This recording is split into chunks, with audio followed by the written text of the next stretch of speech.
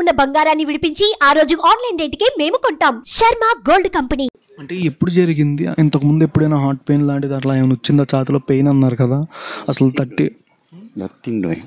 ఇంతకుముందు ఎప్పుడు ఇలాంటి ప్రాబ్లం ఏమీ రాలేదు, ఎప్పుడు రాలేదు. ఆ అమ్మాయి చాలా హెల్తీగా ఉంటుంది. అనుకోకుండా జరిగిన సంఘటన అంతే. ఆ అమ్మాయికి ఇంతకుముందు ఇలాంటి ప్రాబ్లమ్స్ ఏమీ లేవు. అనారోగ్యంగా మంచాన పడ్డాలు అంతా ఏం లేదు. షీజ్ హెల్తీగా 38 years అండి, చాలా స్ట్రాంగ్ ఉంటుంది. కాకపోతే కొంచెం బబ్లీగా ఉంటుంది అంతే. అంటే ఎందుకు వెంటనే హాస్పిటల్ జాయిన్ చేసి వెంటనే అకస్మాత్తుగా అన్నారు కదా?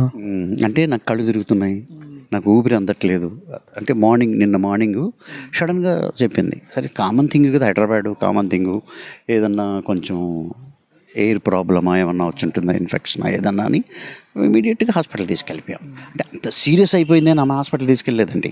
ఇన్ఫెక్షన్ ఏమన్నా అయిందా, కడుపులో మంట ఉంటుంది అని చెప్పని తీసుకెళ్తే వాళ్ళు అవును సార్ గ్యాస్ట్రిక్ ట్రబుల్ ఉంది, వీ హ్యావ్ టు చెక్ అన్నారు. ఏ టైంలో తీసుకెళ్లారంటే చెకప్? 1 గంటకి తీసుకెళ్ళాం.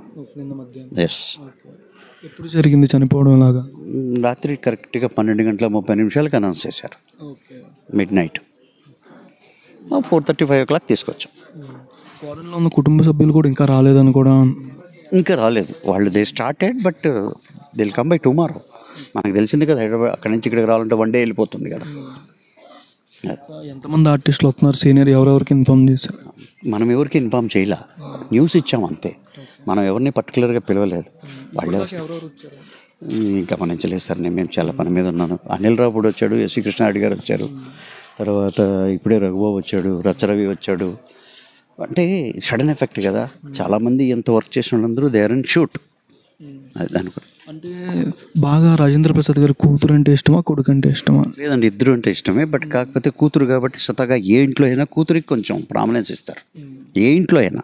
ఎందుకంటే ఆడపిల్ల కదా, ఇస్తారు. కొడుకు అంటే ఇష్టం లేకపోవడం ఏంటి? కొడుకు అనేవాడు వారసుడు. కూతురు కొంచెం ఏ ఇంట్లో అయినా పెళ్లి చేసి పంపించినా కూడా కూతురే.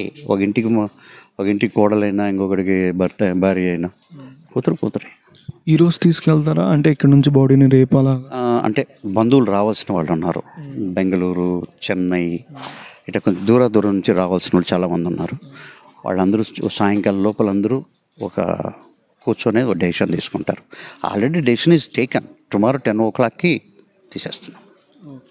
మీకు రాజేంద్ర ప్రసాద్ గారికి ఉన్న బాండింగ్ ఎట్లాంటిదంటే?